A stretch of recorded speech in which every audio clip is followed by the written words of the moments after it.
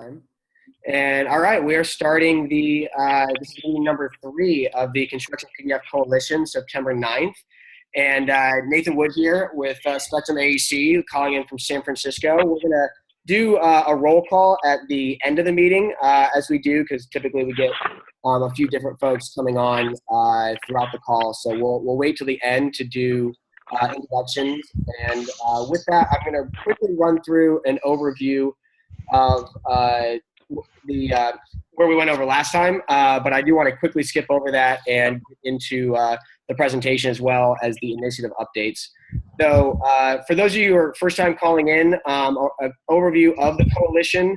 I'm going to skip down into the meeting minutes here, which for those of you who are on the Zoom meeting, I have pasted in the chat box the link to this Google Doc. So if you want to follow along on your own, add comments or anything, please do so. Try to make this as collaborative as possible. But real quick, running through the vision and the mission, and this is from way back about 3+ years ago when the group of contractors and architects, engineers got together to really talk about maximizing quality and efficiency of digital handoffs through collaborative guidelines by an adaptive and open sourced approach. So recognizing that the PDF is an ISO, International Standards Organization, open source file format, a lot of things that I think the industry is not aware of that we can do from both a security and an integration and a collaboration standpoint, trying to get those off paper-based workflows and into more digital workflows. And so you can see there in the mission statement, CP Coalition seeks to improve the digital collaboration between designers, builders, and end users through adoption of new guidelines and policy to promote the adoption of open source deliverable standards that address the needs of designers, builders, and owners. So if you haven't seen before, I did take some time, put a LinkedIn post together, which does go through even more depth in the history of the coalition, as well as other opportunities, but this may actually be how you found us in the first place. So I will not spend any more time on this, but definitely check this out if you have not read this yet, and share it with your colleagues. The calls that we're having right now, this third call, is on our sprint towards having a meeting at iOS University sometime during November 15th through 17th. That exact time is to be determined, working together with Frank Moore on that. And ideally to confirm our governance, which you can see a high-level overview of the early nominated structure of chair, vice chair, secretary, 2 advisors who are 2 original co-founders, Kyle Hughes and Sasha Reed, and then currently 3 initiatives that are actively going on that we're going to do updates from in a second here. I think an important thing that separates the CP Coalition from other professional organizations is that we really truly want to be a voice of the industry and a voice of industry practitioners that are using this technology, as well as create a dialogue between those who are creating the technology and be agnostic, but not so agnostic that we can't have relationships with those technology partners like Bluebeam, like Autodesk, like others. And so you can see here in the structure of really separating members that are from the industry, from the AECO and trade contractors side of the world, and then establishing what is the relationship with our partners, which even myself at Spectrum AEC sort of falls under a service provider, as well as other resellers, channel partners, trainers, consultants that try and help us along the way. And then obviously the technology providers, as well as in software and hardware. And then we do form different relationships with industry organizations like the BIM Forum or the AGC or AIA, other standards organizations, where we want to create those partnerships, not to compete with them, but to really complement and help influence those existing standards. So with that, that was my very quick update in 5 minutes, because I want to make sure we move on. Let me look at the list of who we have here. Do we have Jim Gentile on the phone? No, it's fine. And actually, I'm going to do a real quick update for Jim on initiative number 1, and then we'll go into launch. So really quickly, for those of you who have not yet, please do access the studio session where we are actively reviewing the current version 1.0 of the guidelines. And the intent is that by Autodesk University, we will have a version 2.0. We want to have the draft of that version 2.0 done by the BIM Forum conference, which will be in mid-October.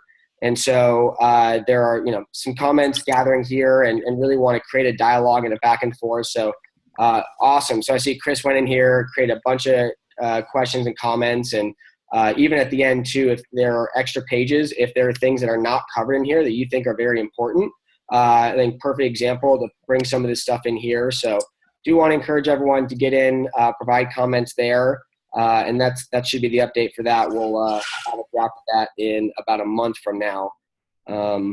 But with that, let me go back. And I think the next up is Lonnie. So Lonnie, I definitely want to give you as much time to show anything. Do you have anything on your screen that you want to show, or are you just talking through stuff right now? No, I definitely have some stuff I want to show. Awesome. All right, let me make you the host. Can you hear me okay? My headset is not switching over, so. I can hear you better this week than I could last week. No, you can. Fine. I was in the car driving last week. So. Yeah, I know. All right. So stop my share, and you should be able to share your screen now at the bottom of the Zoom.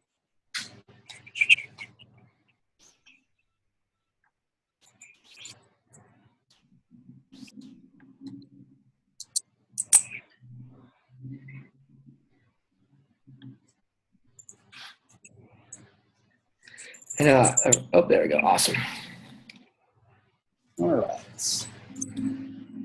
So I don't have this 100% put together, but I have a good start on it. So looking at the impact and awareness efforts, really and truly, I think after all of our discussions, it kind of came down to we really, needed to put together something in the social media arena.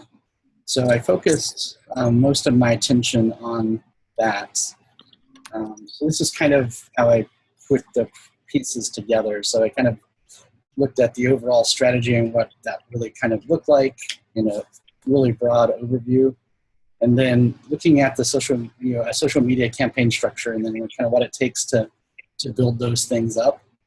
And then the part that I hadn't finished 100% is kind of what all needs to be done, but I have some data or some stuff on that of what we need to do and how we kind of need to divide up some of the work and the effort. So the first one is just talking about what the overall strategy might look like. I kind of started off by looking at a lot of different items, but we kind of call it a multi-pronged social marketing strategy. Whenever we talk about the awareness situation and the impact, in our arena, we probably wouldn't look at it for the CPC Coalition. We wouldn't necessarily look at that as a marketing strategy, but when you start looking at different strategies of getting awareness out, marketing strategies are typically along that lines, but sometimes they're a bit more focused on getting sales, creating sales, that sort of stuff. So if we use some of the baseline stuff about creating social media marketing strategy, then really comes into play that one. In this graphic, I thought it was kind of an interesting graphic because it actually does depict a little bit about what we would need to do, where on top of it, he has an idea and a message and a concept that they want to develop. We have multiple channels that we need to look at. In our case, a lot of times that's going to be industry-based. So if you were to think of the three groups of colored people as, we need obviously more, but architects, engineers, contractors, and owners. And each one of those is going to have different social medias that are more related to that particular segment. So there's some industries gravitate to LinkedIn more, and some industry segments gravitate toward Twitter. Hey, Lonnie, hold on one second. I think Neuron, I think you're coming in loud. Can you mute yourself? Thank you, sir. All right, go ahead, Lonnie. And you're amazing, because every time I try to pick out who is the loud person, I can never figure it out. There is a strategy to it, yeah. So yeah, it was interesting because this is just a generic graphic, but it actually kind of gives us an idea of, what the multi-pronged environment would look like. There's a whole bunch of different ways of building social media strategies, and this one is pretty simple. It's a 5-step process that you can look at them. I think I even seen one that's a 3-step process. It's just these 5 things put together into one. But essentially, you really want to determine your goals. You want to make sure you conduct an audit so that you understand who you're building or who you're trying to message and where you're trying to message them. Then there's developing the content strategy, and then there's monitor and tracking, and then there's adjust accordingly. And adjust accordingly is always the one that people tend to forget. They tend to do social media stuff, and then they just put stuff out, and then they start getting feedback or they start getting reaction to that. And instead of adjusting start adjusting their content strategy to adhere to some of the feedback, they tend to just keep doing the same thing, and then people get annoyed because they're like, hey, I keep commenting on this and it's not getting any better. What our real focus, so the first 2 items, determine your goals and conduct a social audit, we kind of have that in a lot of ways already. We just haven't put it formally together. But a lot of that has to do with like in goals, what's our general goal is to generate website traffic is obviously an obvious one. Membership within groups on different social media networks can be one. But overall, we're wanting to determine or create the awareness around CPC and the actual impact of the use of the guidelines to better the environment. So it's those goals are kind of already there, but we probably ought to narrow those down and define them specifically. I have a little bit later on that we can talk specifically about it. And then the conduct a social audit, we also have a lot of this already. A lot of folks that are part of the core membership already are already social influencers in different arenas. So we kind of already know what social networks we need to work with. We know who are influencers in those social networks, and we also kind of know how we should position our content to those different groups. And I'm going to skip developing a content strategy and look at the monitor and tracking. So monitor and tracking is an area that we really don't have anything now, and that's part of our effort for determining our goals. I think last week we talked a little bit about, do we want to generate most of our content and post it through the website and then push it to other medias? And then in that way, our monitor and tracking would be to see how much we get coming back, traffic we get coming back to the website. But it also could be, like we talked before, what's our membership count in the LinkedIn group, or if we decide to do a Facebook page, how many people do we have members in the Facebook page, that sort of stuff. But primarily, real quick on that, I was just thinking, because in your neck of the woods, I know Cody Nowak's also on the call, and it was interesting to see, even just from that last HoloLens report, how much information and tracking and stuff.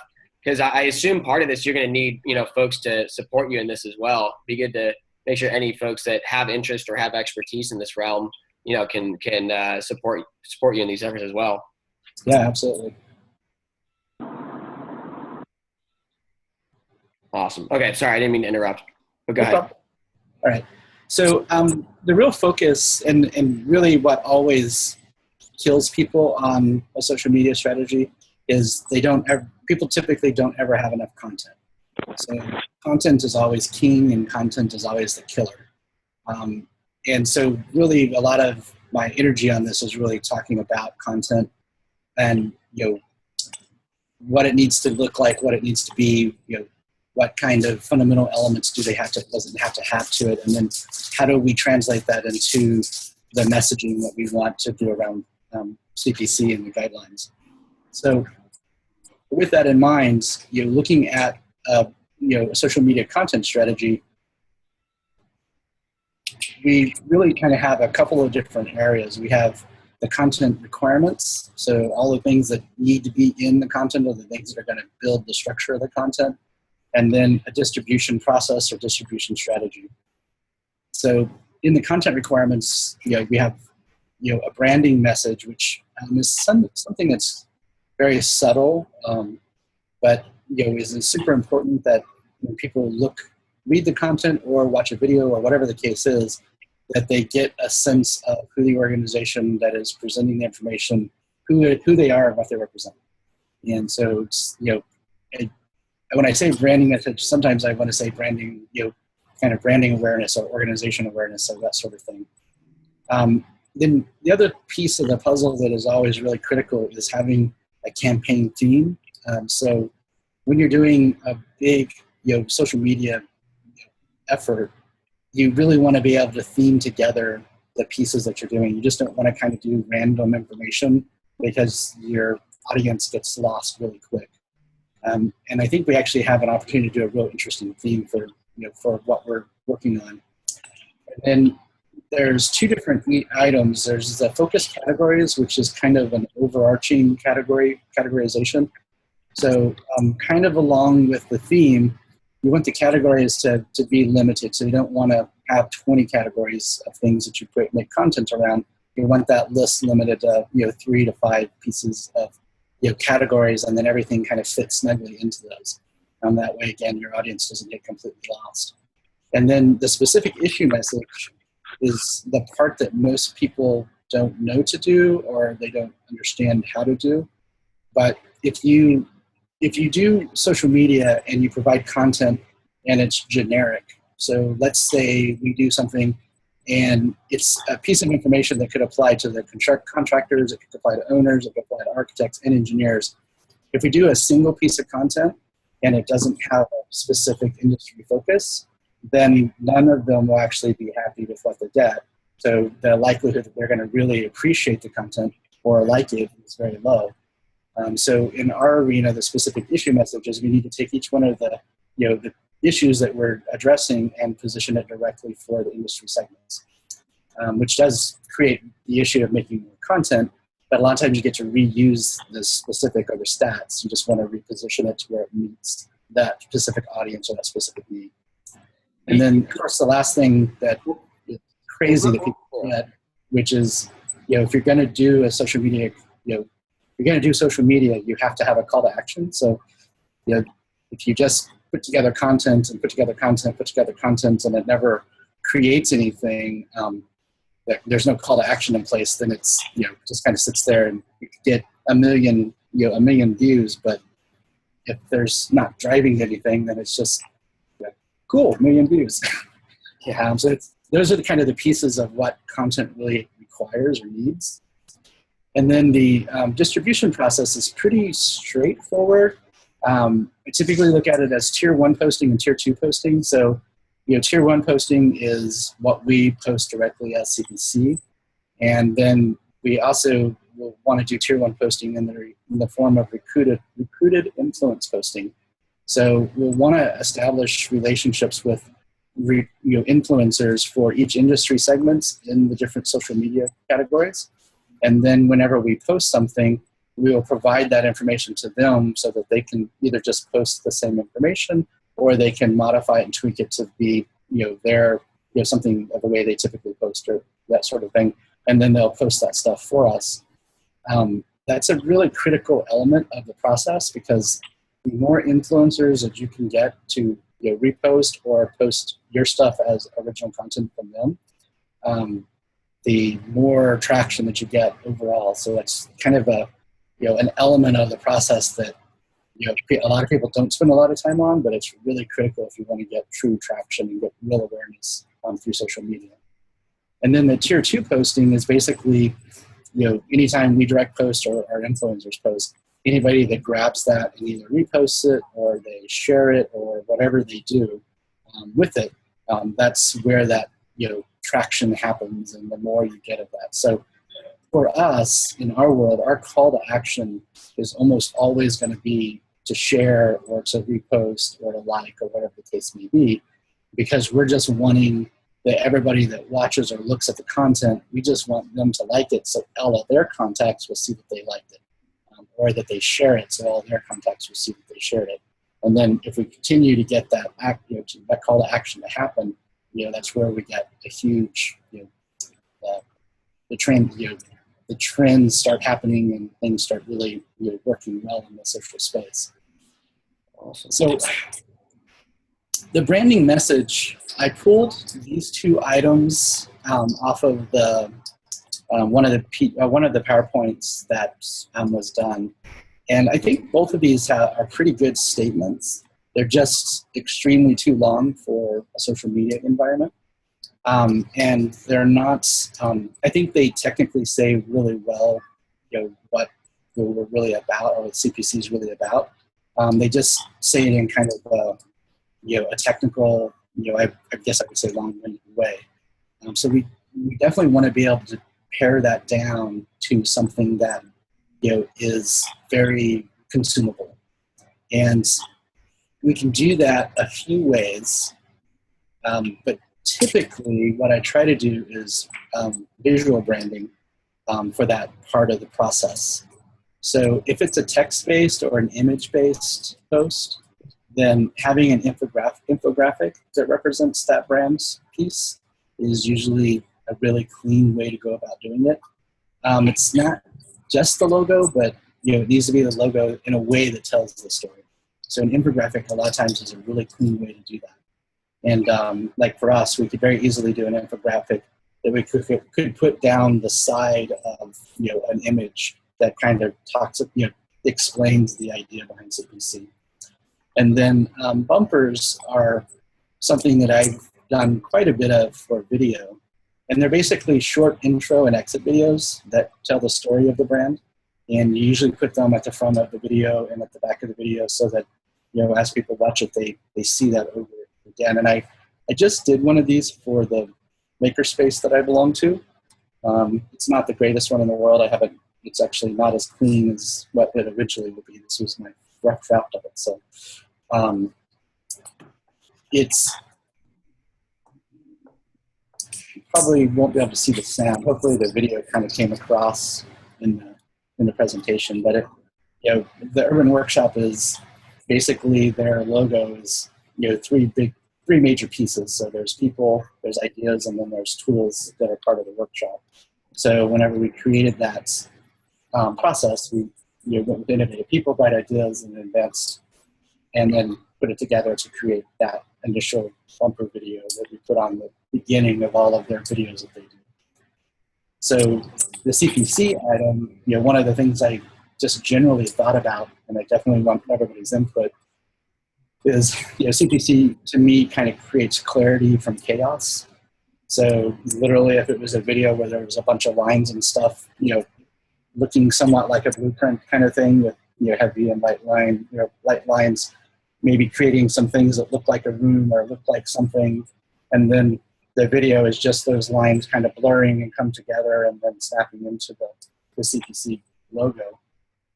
To me, kind of conveys that reality of what we're trying to do is create clarity from chaos. It's one of the terms I keep running around in my head. I love where you're going with that, Lonnie. So a question for you, is that something that you see us coming up with budget and then hiring someone to do that? Or you think we can find skill sets in the architecture world that can do that design work? What do you think? Yeah, I think we can do that pretty easily. I was actually trying to reach Eric over this past week. I say me, Christina was trying to reach Eric over the week and see if we could get him to commit to doing those bumpers for us. Eric Gazzetti with USC or Eric who? Eric with USC. Nice. Okay. Awesome. So he does a ton of videos and stuff and animations and stuff. So, and if push comes to shove, it's something that I can do as well. Just with all the other pieces I've got, that'd be nice to see if we can find somebody to do that as well. Agreed. I also know the gentleman from, is it Orange Blade from that the consultant group? I'm trying to remember the name, but he also does quite a bit of videos. I don't know if he does a lot of graphic videos, but I know he does a lot of screen captures and stuff like that. So should be pretty straightforward. Joel. Who is it? It was Joel from Orange Blade. That's right. Yep. So I know he does a lot of like screen capture videos, but I don't know if he does a lot of graphic videos. So it does take a little bit of that. So the one that for Urban Workshop is something that I did myself. So pretty straightforward.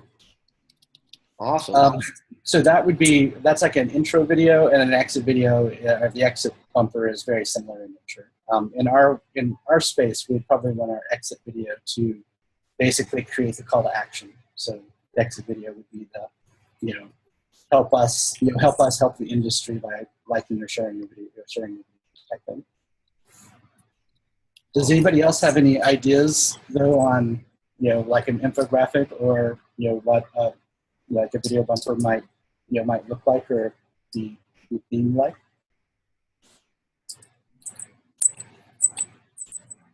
It's a lot of pressure.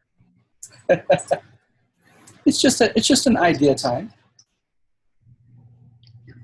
Yeah, I like the idea where you're talking about of the chaos coming together and bringing clarity to a lot of this complexity. I mean, I think that perfectly sums up what we're trying to do. And my head was going where you're explaining. So I just want to make sure, we have those action plans to get that done, because I love that idea. And we'll all stay accountable to make sure we get the resources to get that done. Okay, cool. And then the other one, the infographic, that one I'm not as good at. I'm not. That's an area for me on graphic design. I've never been really good at those types of graphics. But I did get a couple of. I didn't get them on the slide, but one moment I will share with you. Just an example of an infographic. These are a little bit strong, but they'll get that point across.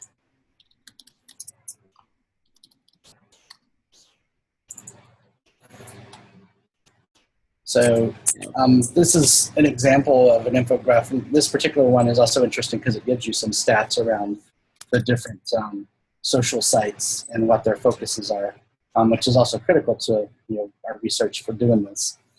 But an infographic is very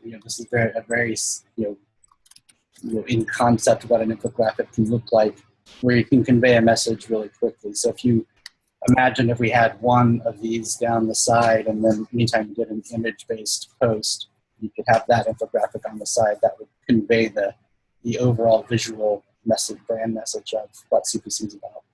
Mm-hmm. And it could be similar. It could start off with a bunch of crazy lines, and then as it goes down, transition into the actual CPC logo. Again, creating clarity from chaos. Awesome. So if we know anybody that's a really great graphic artist that does infographics, that would definitely be helpful, because I can do the bumpers myself. But the infographic I definitely don't know. I'm not as good at it, I should say. All right.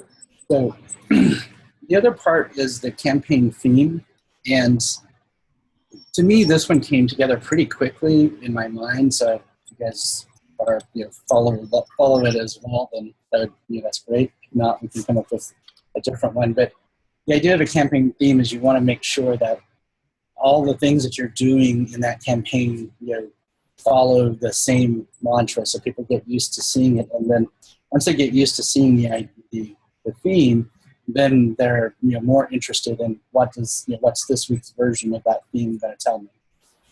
So I don't know if I like the exact words, not all PDFs are equal, but I like the context of what that says, of not all PDFs are equal. And to me, it was really easy to take that basic concept and tie it to all the things that the guidelines do. And then if I'm thinking about how the messaging goes to individuals, it makes a lot of sense, because they're constantly getting two different PDFs, and one's this and one's this, and they don't know why. And the guidelines are all about being consistent.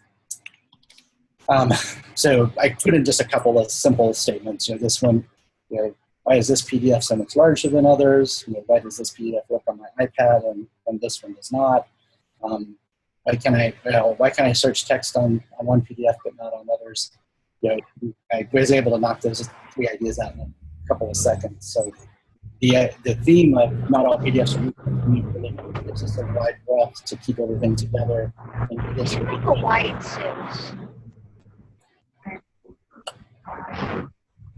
Alan, mute yourself.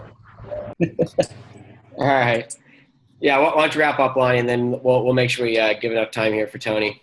Okay, cool. And so along with that, the focus categories, essentially with our guidelines, if you look at kind of the guidelines as a whole, it's pretty easy to narrow it down to size, searchable, and performance are pretty big swaths that cover most of the topics in there. But I think there's an opportunity to look at a couple more if we need to. So the idea would be that each piece of content would be themed toward not all PDFs are equal, and then we would have a series of them based on size-based topics. So size, file size, why is PDFs bigger, why are they smaller, what makes the size work or not work, and then searchable, of course, and then performance, all work together. And then the way that translates to the specific issue message is if we take one of those items like performance and we look at that and we position the statement around performance, where we're asking the question, I'm the architect, and whenever my consultants send me PDFs, they have no hyperlinks. What's up with that? Why does that not happen? And then looking at from an engineer perspective, when my architect sends me the markups, the PDFs take forever to open. What's up with that? Why is that the case?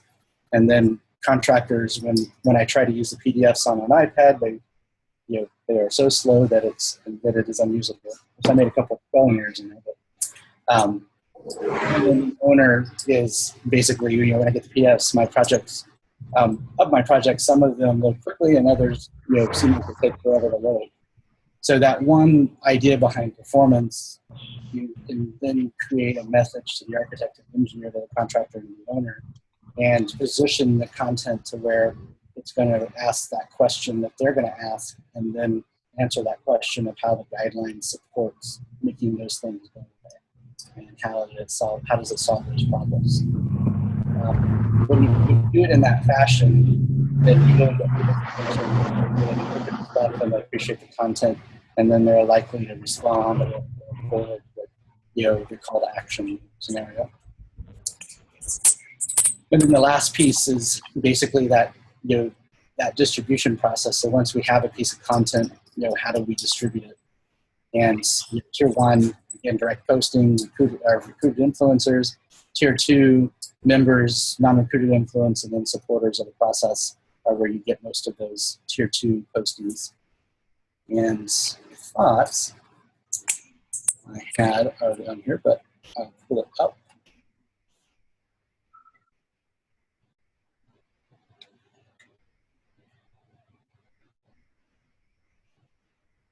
I had about 1,000 things going on today. It's supposed to be a slow day. It never happens. They start off like they're going to be slow, and then try to chaos.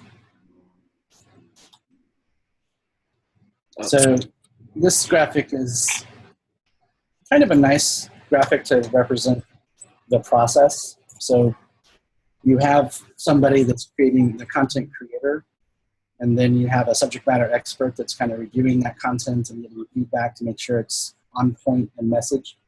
And then you have the content creator getting that information, making the final drafts. And then probably one of the most important pieces is this community manager, somebody that's geared toward making sure that the content goes out in a consistent fashion. And the content manager, community manager, is really somebody that needs to be a industry person that understands how and when something needs to be positioned and placed into the social media. Timing for social media becomes extremely important as well, depending on which industry segment you're looking at. So those play a pretty big part. So one of the things that I did to help support this is I took a look at the first effort. So we kind of have two big items in this space. We got the information gathering that we need to do, and then we have the plan the process to create the plan and some sample content. So I kind of broke down and looked at the different social media places, so like LinkedIn, and I broke it down into the, our main areas, so owners, architects, contractors, and vendors, and then made a space for each one of the influencers.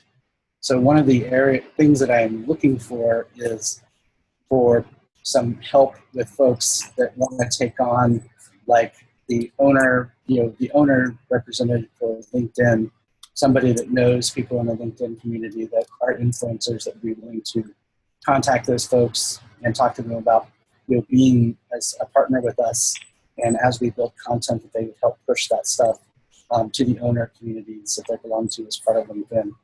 And then, I have that set up for kind of Facebook and Twitter and Instagram and Tumblr and many others. I remember the other day I didn't do it for YouTube, so I should add that in.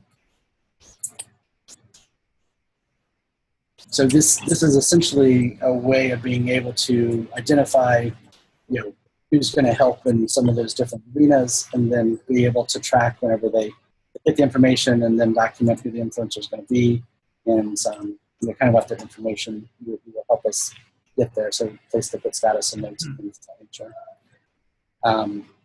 Once we kind of get to the second phase of the process and we start looking at creating a plan, I'll build out all the tasks associated with that and then schedule those out as well. So we have that in place.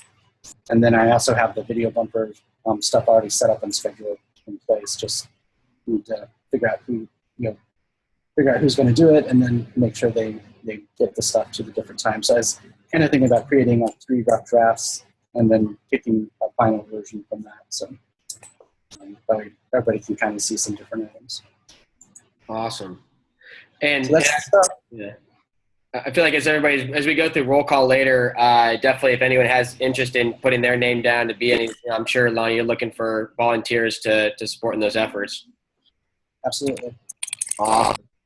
That is amazing. Thank you so much, Lonnie, for putting this together. And I love the structure to the plan, and, we'll be interested to see, what sort of interest we get. But with no further ado, I do want to make sure we give plenty of time to Tony. I know you want to tell your story of what you learned sort of in your internship and working with drawing. So let me see. Are you still able to share your screen on your side? Let me just make sure. It says you cannot share screen while another person. Oh, okay. And then just. There we go. Yeah. Yeah. All right. You guys got it? So go ahead and introduce yourself, Tony, a little bit of your background, and then go ahead and dive on in. All right, how's it going, guys? My name's Anthony Resignolo. I am, 22 student